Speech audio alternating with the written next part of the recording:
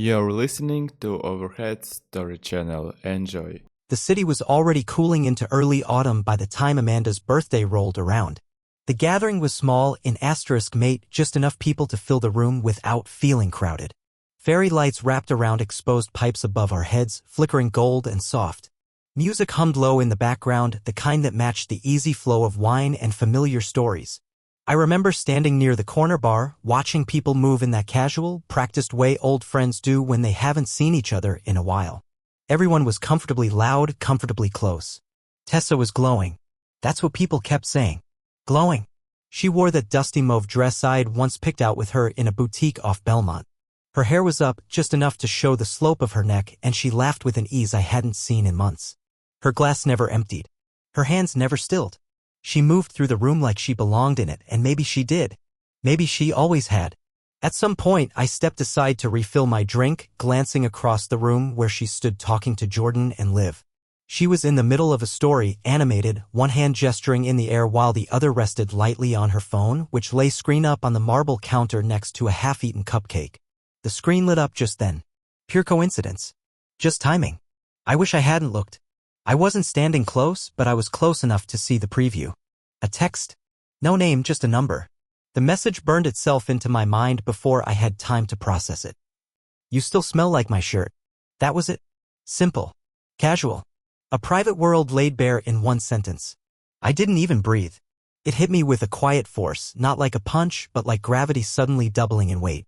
I stood there, completely still, unsure if anyone else saw it too. Tessa did. She moved faster than I'd seen her move all night.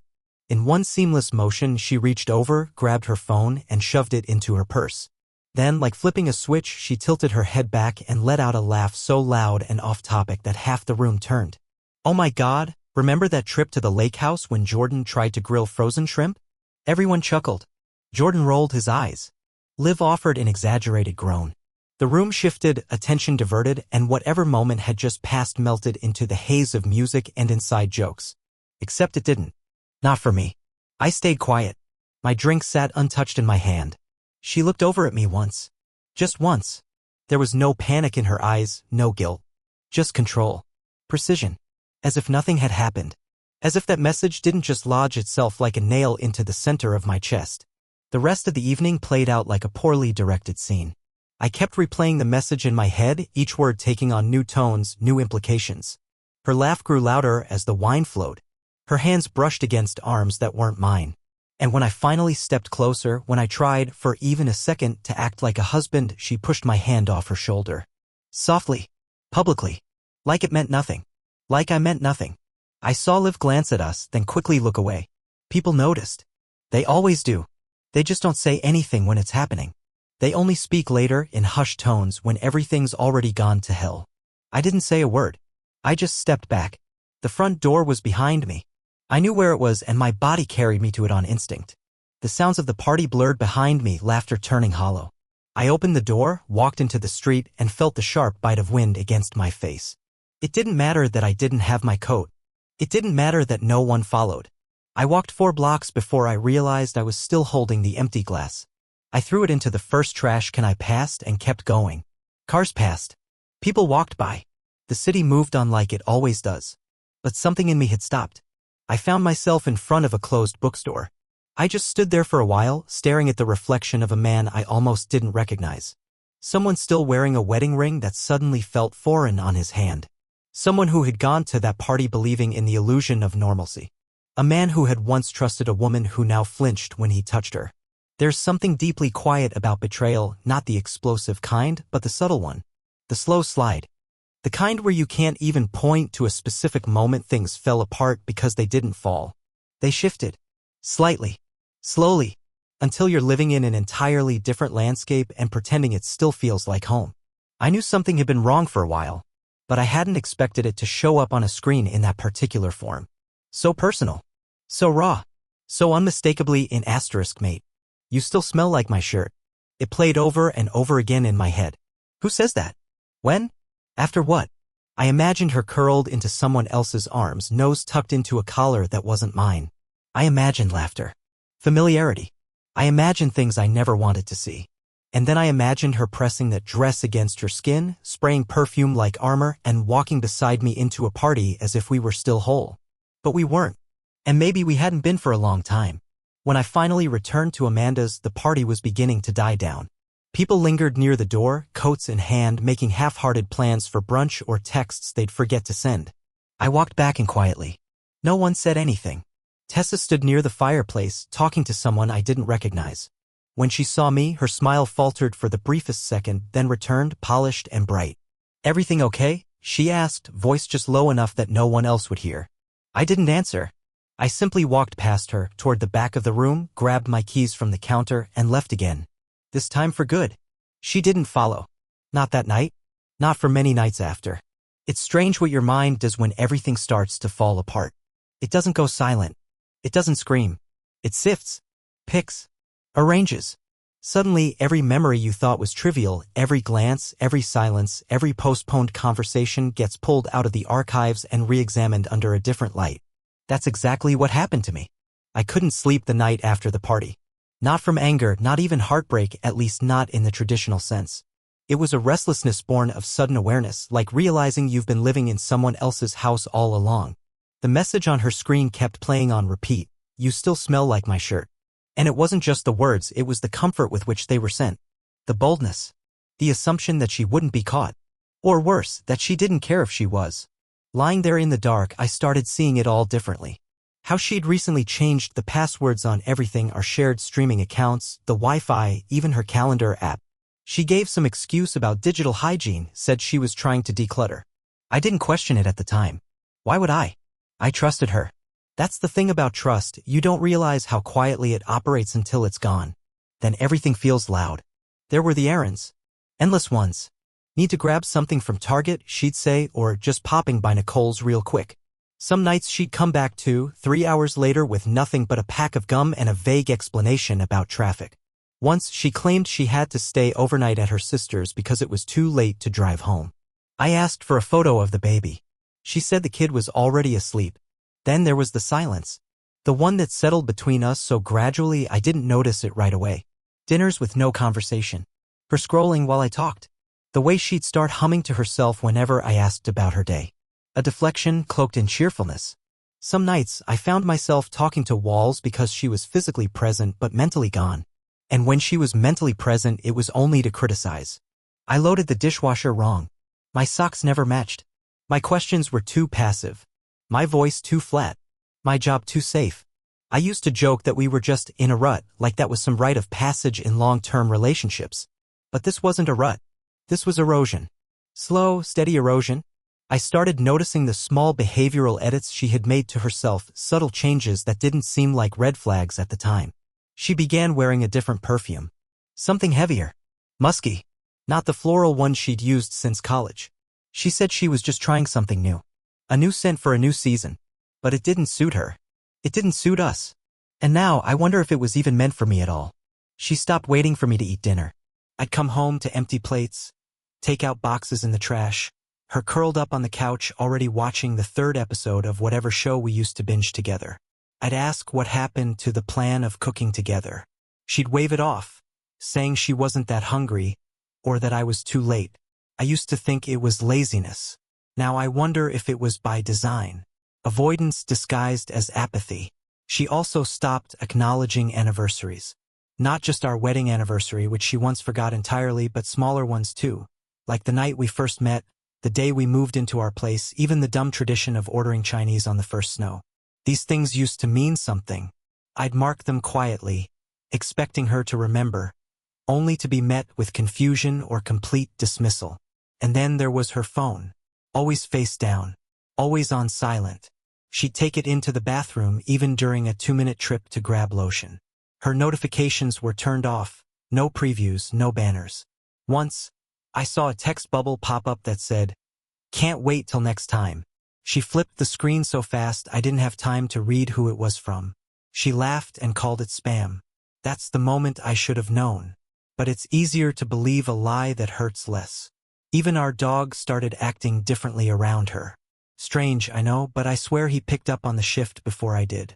He stopped waiting at the door when she came home. Used to be he'd wag his tail the moment her keys jingled. Lately, he didn't even lift his head. Just stayed curled on the couch beside me like he knew her presence didn't mean what it used to. And then came the clincher, her browser history. One Sunday afternoon while she was in the shower, I opened her laptop to look up a recipe we'd used before. She'd cleared everything. Everything. Not a single saved site. No bookmarks. No cookies. Nothing. Just a clean, empty browser like it had never been used. When I asked her later why the laptop looked reset, she said she'd done a privacy sweep because she was reading surprise gift ideas and didn't want to ruin anything. A month passed. No gift ever came. After that, I started checking more often. Always cleared. Always empty. You tell yourself things. You build explanations out of convenience and love. You say, she's just stressed. Or we've both been distant. Or things will settle down after the holidays. But it's all padding. All smoke. A structure built to keep you from seeing what's right in front of you. And the truth was right there. In the silences. In the glances that never lasted. In her sudden aversion to Macy. How she'd pull away when I touched her back in bed. Saying she was too tired or too sore or too stressed. Sometimes she'd just mutter, "Not now," before rolling to the edge of the mattress and falling asleep like I wasn't even there.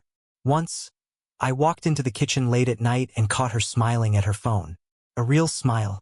The kind I hadn't seen directed at me in months. She looked up, startled, and said she was watching a funny dog video. I asked her to show me. She said she'd already closed it.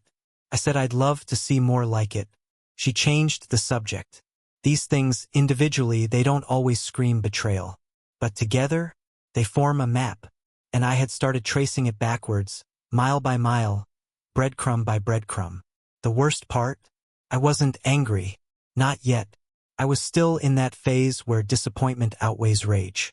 Where grief wraps itself around your ribs and you don't even want to shout. You just want to understand. I wasn't ready to confront. I wasn't even sure I wanted to. I wanted her to confess. I wanted it to come from her lips. I wanted her to say, "I've been slipping away." Or, "There's someone else." Or even just, "I'm sorry." But she never did. She never even flinched. It's the absence of apology that cuts deepest. The quiet continuation. The pretending. The ability to sit across from someone and sip coffee like you didn't just bury a shared history under the floorboards. By the end of that week, I had stopped reaching. I stopped asking where she was going. I stopped checking the time. I stopped responding to her shallow efforts at conversation. Not out of revenge, but because I no longer believed there was anything behind the curtain. Whatever lived in the spaces between us wasn't a misunderstanding. It was intentional. And that hurt more than any confession ever could. I still slept beside her. Still woke up to the same routines. But I started studying her like a stranger. Watching the way she moved, the way she responded to my presence. She didn't notice the difference. Or maybe she did, and it just didn't matter.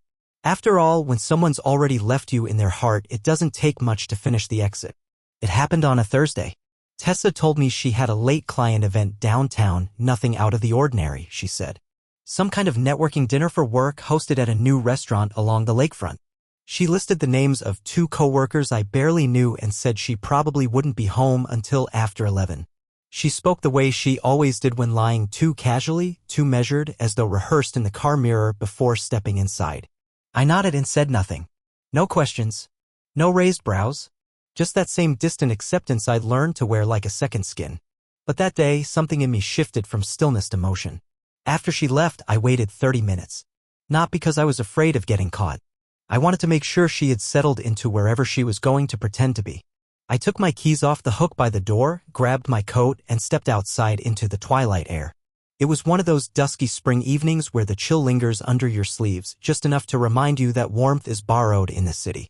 My hands shook as I drove, not from nerves, but from focus. I didn't have a plan. I didn't have her location. But I had instincts. And those instincts told me she hadn't gone downtown. I knew Tessa's patterns better than she realized. She always took the highway when headed into the city. But tonight, I took a gamble and drove the opposite way toward the lakeside suburbs where the homes grew farther apart and the roads wound like veins through the trees. I remembered once, months ago, seeing a receipt in the trash from a boutique gift shop located in a small town called Wexley Cove, 40 minutes outside the city. She told me she stopped in during a girls' trip for candles. I remembered thinking the receipt seemed too expensive for candles. Wexley Cove didn't have restaurants. It had cottages, quiet rentals, old money and new secrets. It didn't take long. Her car was there, parked off a gravel drive beside a secluded cottage with dark green siding and wraparound windows. The kind of place built for weekends that were never meant to be remembered. The kind of place someone books when they want to feel hidden. The porch light was off, but a soft yellow glow spilled from inside. I led the engine and sat in my car for a moment, watching. I didn't need to walk up. I didn't need to see more. But I did. I got out and stayed just within the tree line, my boots pressing lightly into the wet earth. I kept my distance. Enough to stay in shadow, not enough to lose sight. I held my phone in one hand ready just in case, but I wasn't hoping for proof anymore. I was expecting it. That's when the door opened. She was laughing. That laugh I hadn't heard in our house in nearly a year. It was real. Her smile wasn't forced. There was no polite tension in her shoulders, no performative kindness. She was holding a small boutique bag, red tissue paper poking out the top. I recognized the logo. Lingerie. A brand she'd once mocked for being too desperate looking. A man opened the door fully. He stood barefoot in jeans and a white undershirt, his arm casually resting against the doorframe. He didn't hesitate. He leaned in. He kissed her. And she kissed him back. Not the kind of kiss you give a mistake. Not the kind of kiss you give a stranger. The kind you give someone you've kissed many times before, comfortably, confidently. She stepped inside and the door shut behind her. I stood there, blinking. No rage. No tears. Just an eerie stillness, like something inside had turned off a switch I didn't even know existed. I lifted my phone, zoomed in, and snapped a photo. It wasn't cinematic. There were no dramatic angles, no Hollywood lighting. Just a candid *T of her back turned, stepping into a house that wasn't ours with a man I didn't know. But it said everything. It told the story my instincts had been writing for months. A narrative she had carefully edited in public but lived fully in private. I didn't confront her that night. I didn't even go home right away. I drove to the 24-hour diner off Route 17, the one where we used to get milkshakes at 2 a.m. in our early 20s.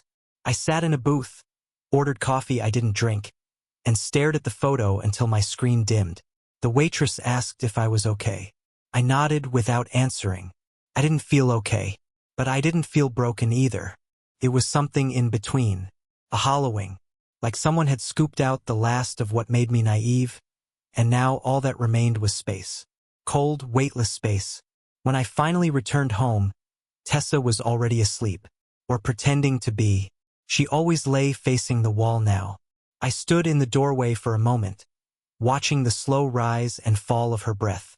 I wondered if she felt anything, if guilt ever reached her like it reached me, if her silence was protection or simply convenience. I didn't speak. I didn't shake her awake. I didn't demand answers she wouldn't give. Instead, I walked to my side of the bed, pulled back the covers, and lay down like I had every night for the past 8 years. My eyes stayed open until dawn. The next day was Friday. She made coffee like usual. She asked if I'd be home in time for dinner. I said I might be late. She didn't push. She never did. Not anymore. But I noticed the flicker. Something in my tone, or my face, made her pause. Briefly, like a glitch in her programming. Her head tilted slightly, and her eyes studied me longer than usual. I didn't flinch. I didn't give her anything to read. That evening, she texted me a photo of a sunset and said, "Thinking of you." It was probably meant to be sweet. Or maybe it was a breadcrumb, a test to see if I was still playing my part. I didn't respond. The following day, I backed up every photo from my phone and hers to an external drive.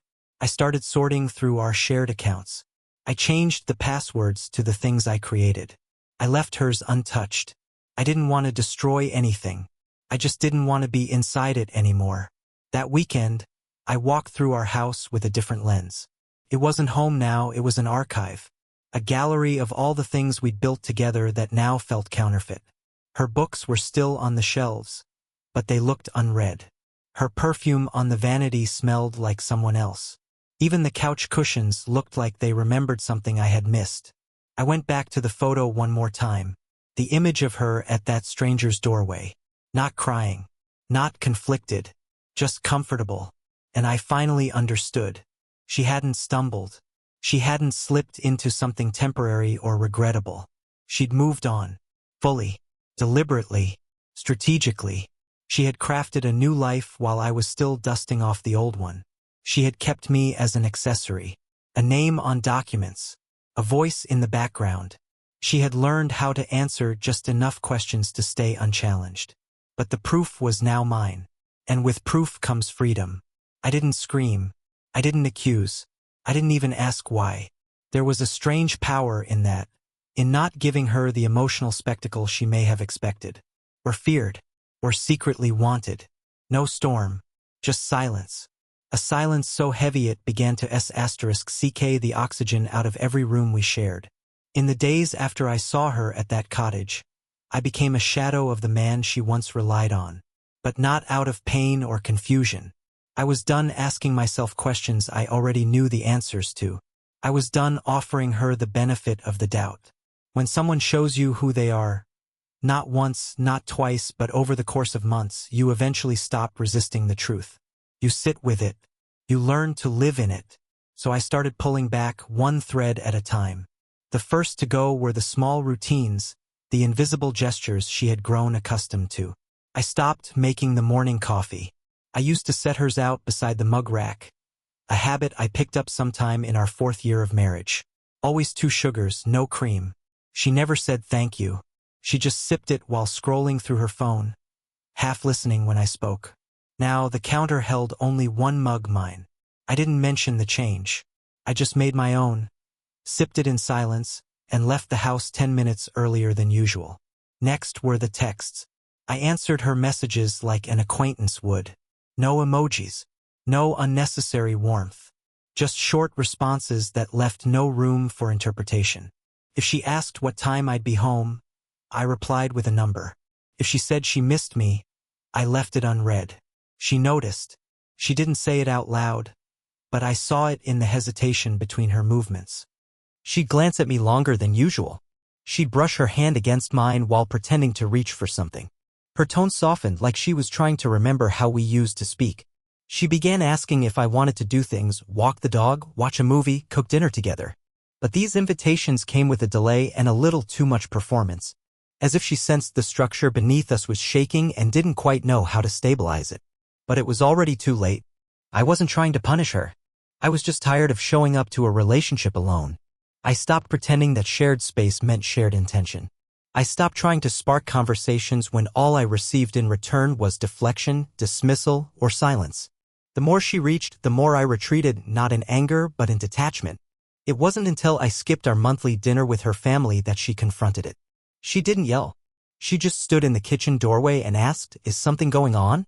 I looked up from the mail and gave her the smallest shrug I could manage. I didn't owe her clarity. Not anymore. She blinked, mouth parting like she wanted to ask again, but then she didn't. She just stood there for a moment longer, then turned and walked back to the living room. It was working. She began to unravel, slowly at first, then with the clumsy panic of someone watching the tide recede too fast. She started checking in more frequently. Sent me photos of sunsets, funny signs she saw on the street, even old pictures of us with captions like, "Remember this?" I responded only once, yeah. She made dinner one night, my favorite, chicken marsala. She set the table with candles like it was 2016 again. She even opened that bottle of red we'd been saving. I came home late, said I already ate, and went upstairs without touching a bite. The food sat untouched for hours. The next morning, she threw it out without a word. A week passed like that, her gestures growing bigger, my responses growing smaller. She bought new throw pillows, rearranged the bookshelves, played the piano more often even though she hadn't touched the keys in over a year. She asked if I wanted to go away for a weekend, said she found a cabin near the mountains. I almost laughed. I wondered if it was the same one she used with him. I wondered if she expected me to believe this was spontaneous, that she wasn't just trying to plug a hole in the dam. I told her I was busy with work. She nodded, didn't argue, but that night I heard her crying in the bathroom with the fan turned on. I didn't go to her. She made herself smaller after that. Quieter. She started watching my face when I came home, searching for something. Maybe softness. Maybe permission. But she found neither. Instead, I cleared space, not just emotionally, but physically. I moved my things out of the shared dresser, packed half my clothes into the guest room closet, began sleeping with my phone on airplane mode, stopped sharing my calendar. The house started to split down invisible lines, not through walls, but in presence. I removed my toothbrush from the master bath. She noticed. I know she did. But she didn't say anything until the day she opened the fridge and asked where the groceries were. I told her I figured we were doing our own shopping now. She looked at me like I'd slapped her. I didn't flinch. I had been her emotional janitor for years, cleaning up the messes, apologizing for reactions she provoked, holding up the shell of our marriage while she drained it of meaning. Now I was simply letting the garbage pile up so she could see what it looked like when I stopped taking it out. That weekend, she tried one last tactic. She walked into the room in the blue dress I once said made her look like a storm. She stood in the doorway, fingers running through her hair, asking if I wanted to go out for dinner, just us. Her voice had that tight, sweet edge. She was selling an asterisk Macy she no longer owned. I looked up from my book and said, "I'm not hungry." She didn't move at first. Then she turned and walked out. I heard her pacing the hallway for hours that night. The next day, she left a handwritten note on my nightstand. It wasn't an apology. It wasn't even honest. It was full of vague admissions about distance and growing apart and how complicated love can be. She ended it with, "I miss how we used to be." But the truth was, she didn't miss me. She missed control. And I had finally taken that away. The next morning, I found her sitting on the edge of the couch, shoulders tense, eyes swollen. She didn't look up as I grabbed my bag and left for work. She didn't ask when I'd be home. She just sat there, frozen in a house that had beg asterisk end to echo. Everything she thought would hold me, the shared memories, the comfort, the apologies she never said out loud, none of it worked anymore. Because I didn't need an explanation. I had something stronger than words. I had peace. The kind that comes after you stop chasing what's already gone. The kind that settles into your bones when you realize the war was never yours to win because the battlefield was rigged from the start. I had stopped giving, and in that stillness I found the truth. She was no longer the woman I fell in love with. And I was no longer the man who would keep chasing ghosts in the dark. I waited exactly 1 week. Not because I was hesitant. Not because I hoped she'd break down and finally confess. But because I wanted to give the silence its full weight. I wanted her to sit with it, not the manufactured quiet she used to avoid confrontation, but the real kind. The kind that creeps in when someone you thought would always orbit you finally lets go of the pull. I spent that week in preparation, the way you pack before a long journey, not rushed, not careless, but exact. I removed my things from drawers one by one and folded them into a suitcase that remained under our bed since the honeymoon. It still smelled faintly of ocean salt and airport terminals. I packed only what mattered. Not everything. I left behind the gifts she gave out of obligation, the souvenirs from trips we barely enjoyed, the clothes she once picked and now mocked. I took the items that belonged solely to me, not to the version of myself she curated, but the person I was before I deluded myself to keep us stable. The house was quiet the night I decided to leave. Tessa had fallen asleep on the couch again, or pretended to. She did that often now. Pretending to be asleep meant she didn't have to acknowledge the new air between us. I stood by the doorway for a full minute, watching her body rise and fall. Her jaw was clenched. Her arms were tucked in. Even in rest, she was braced for impact. But none would come. I didn't touch her. I didn't speak. Instead, I walked up the stairs and into our bedroom. I opened the top drawer of her vanity where she kept her lipsticks, expired coupons, and unopened birthday cards. That drawer had always been hers. Sacred, messy, private. I slid in a blank envelope, no name, no return address, just a folded photo inside. It was the picture I'd taken from the tree line. Her standing at the cottage door, holding the red boutique bag, a man greeting her with open arms. No drama in the **T. Just simplicity. Just truth. No note. No caption. I closed the drawer gently. That was all the explanation I owed her. By dawn, I was gone. I didn't leave a message. I turned off my phone, wiped my GPS history, and drove. I didn't even know where I was headed until the signs for the state line appeared and I realized I hadn't taken a single breath since pulling onto the freeway. My body was in motion before my mind caught up. I ended up 4 hours away in a small, near-empty cabin I booked under an old email alias. It sat on the edge of a quiet lake, surrounded by trees that didn't care who I was or why I came. The cabin had no Wi-Fi, no TV, and a fireplace I had to relearn how to use. It was perfect. I chopped wood, drank coffee that tasted like charcoal, and slept for the first time in months without waking up to the sound of her turning over. I stopped checking the time. I walked barefoot across cold floors and let myself exist without pretense. The first few days passed in long stretches. The air was clean. The silence was real. I didn't think about her, not consciously at least, but she still lived in the muscle memory. I found myself reaching for a second mug, folding a second towel, pulling up music she used to like and stopping halfway through the first verse. It took effort to let go of the rituals, even the ones that had become empty. But with every sunrise that passed, I felt something strange and unfamiliar rise in me, not anger, not grief. Just relief. As if a burden I'd carried for so long had been mistaken for love, and now that it was gone, I finally remembered how light I used to be. It was on the fifth day, just after sunset, that I turned my phone back on. The messages poured in all at once, texts, missed calls, voicemails. Most were from her. Some short, some frantic, others cold, then soft again. The tone shifted like a code trying to unlock a door. But the one thing they all had in common was this: she didn't mention the photo. Not once. Instead, she danced around it with lines like, "Can we talk? I need to explain. Where are you? I made a mistake. Don't do this." And finally, "If you needed space, you could have just said so." That one nearly made me laugh. I didn't respond. I didn't need to. The silence I gave her was louder than anything I could have said. And she was hearing it now, not just feeling it, living in it. Later that night, I got a message from an unknown number. "She's panicking. Says you ghosted her. Wants to know if you're alive. Should I be worried?" It was from her sister, Kara. We hadn't spoken since the holidays, but she must have found my number in the emergency contacts or somewhere deep in Tessa's phone. I replied only once. "I'm fine. Please don't share my location." Kara responded, "I won't. Just take care of yourself." I appreciated that, and I deleted the message right after. The next day, I returned home briefly. Not to speak, not to listen, just to finish what I had started. When I pulled into the driveway, I saw her car, parked slightly crooked as if she had rushed in. The lights in the kitchen were still on, and her figure moved past the window quickly, pacing, searching, maybe waiting. I entered through the back. Quietly. The house was dim except for the glow from the fridge and her phone screen on the table. She didn't hear me come in. I walked straight upstairs to our room, gathered the last of my things, and placed a folded note on the bedside table. Not a message. Just one word on the outside, enough. I passed by the stairwell on the way out. I could see her standing near the front door now, staring down at her phone, unreadable. I didn't say goodbye. I didn't need to. 2 days later, she tried to act normal. She posted a photo online of our dog, captioned with "Saturday mornings with my boy."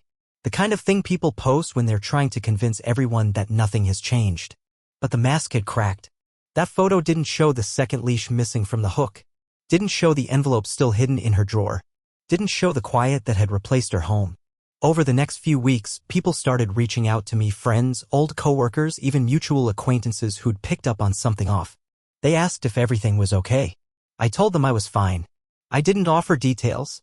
Tessa was free to create whatever narrative helped her sleep. I no longer cared.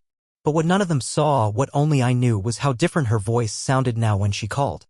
Gone was the confidence. Gone was the detachment. It had been replaced by something else entirely. Not sadness. Not guilt. But confusion. She didn't understand how the man who once held our marriage together without thanks had simply walked away. No grand finale. No door slamming. Just a closed chapter. That was the real punishment. Not vengeance. Not revenge. Absence. A clean, final, unreversible absence. She used to talk about control like it was a game. Push, pull, test, reward. A subtle hand on the dial, adjusting the room's temperature just enough to keep people dependent. But now she was left spinning knobs in a room that had emptied itself. And for the first time in years, maybe in my entire adult life, I no longer felt like I was standing in someone else's story. This time I had written the ending.